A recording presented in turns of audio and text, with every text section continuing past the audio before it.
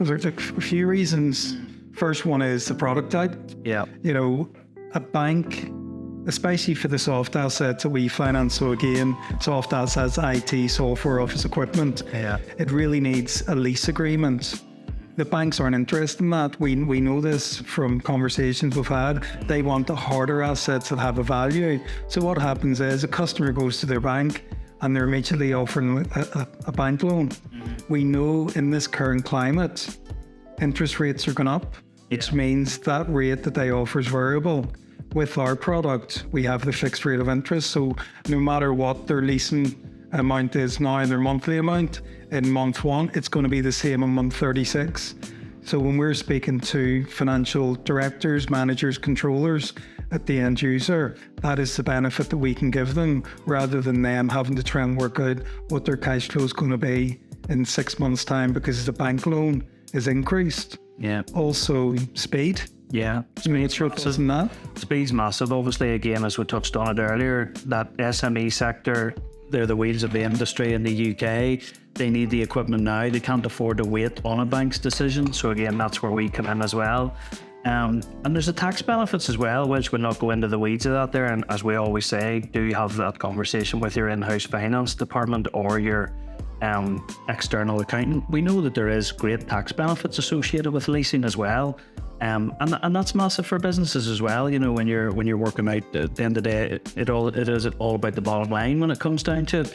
So yeah, speed, the tax benefits, the right type of product, and it's our appetite, as you say. We know through our own history, having been involved with and working with funders, that whether it is IT, telecommunications, cleaning equipment, veterinary equipment, dentistry equipment, garage equipment, these soft assets, we have the appetite for it. We have the plans in place with the funders that have the appetite, The experience. and we have the experience of dealing with it, so we can get those decisions very, very, very quickly, which enables them to carry on working and or growing. And I think that's a huge differentiator for us.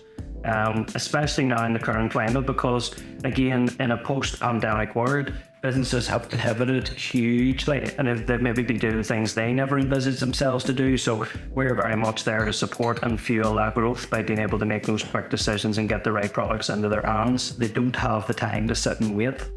Yeah, I mean, also there's other benefits. I suppose the biggest message we can get for any end users watching this today is preserve your credit lines for your bank. Absolutely. You know, keep them for a rainy day. Keep those credit lines for cash flow products like overdrafts and other loans you might need for recruitment. You might win a big contract and you need cash into the business. Yeah. You know, lease the equipment and use the bank for cash flow. Yeah. And the other benefit that we can give, of course, is the banks don't have a bottomless pit of money to lend. Each customer will have a limit that they will provide. Yeah. We've had examples over the years where we get a £200,000 deal in for a logistics company. Yeah. And we're able to split that with 4 different finance companies. Yeah. 50 grand a piece. Yeah. Whereas Whereas if they go with their bank for 200 grand, yes, sorry, computer says no. Yeah. You know, we work with multiple funders, so we can spread assets because it is an asset. And if we take that logistic example, it could be camera equipment for vehicles. There's 100 vehicles. We can split 25 cameras into 4 different funders, and that's something that the bank definitely cannot offer, even if they were interested in the soft assets, which we know they're not. Well, actually, it's a really good point you made, because if we cast our mind back there, where we involved in the modular buildings. The modular buildings were required by that end user customer in order to grow and then in order to have more room for staff and so on and so forth. They go to the bank for 700,000 in this case. The bank says no. They come to us and we're able to say 200 here, actually 200 and 100 to another lender and finance the whole amount. So it gets the business what they need, which is the accommodation to house the additional staff in order to fuel their growth. And of course, we've been able to then spread the risk, fix in the monthly payments, and ultimately deliver the service very, very quickly, which is what they need and want.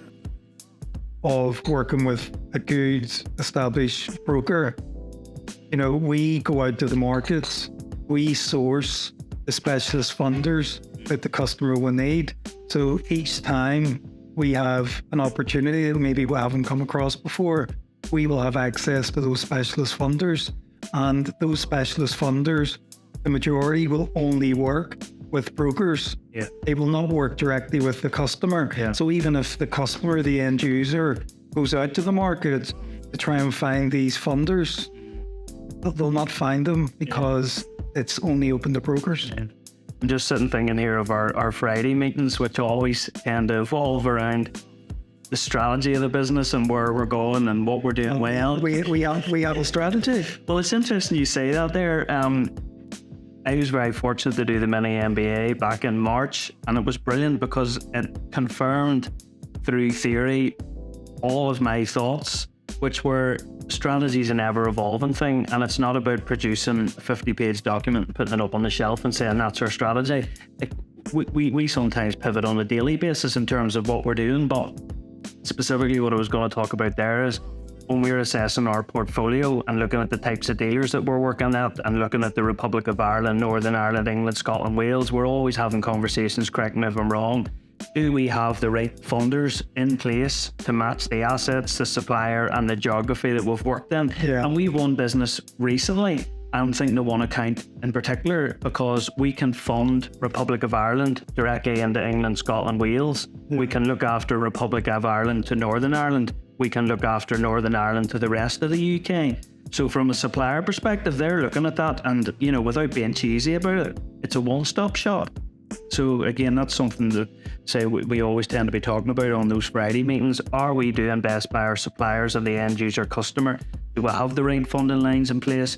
Do we need to get another type of product on board? So again, I see that as a major strength of ours moving forward. And again, this is still nothing even to do with the technology that we're given. This is just making sure the bases are covered. Yeah, but as you said, it's location. Yeah. It is a bit like the NI protocol at the minute. We are ideally placed. We are ideally focused on. We're ideally placed. We can cover ROI. Yes. We cover Northern Ireland. We cover the rest of the UK. Yeah. We know there's no other broker No. that exists can claim that. No. And what we won't do is say we will when we can't. No. We don't say. It's just we need to promote that. I think we need to promote that a lot more, that we can cover all of those different scenarios. Exactly. And then when you put the technology into that there, it just speeds up the ability to get to market much, much, much quicker. As well as the fact, as you say, geographically wise, even if we were sitting here under a traditional guise, we're well placed to cater for all the geographical locations. But of course, then we have the technology that can do that 100 times quicker than anybody else.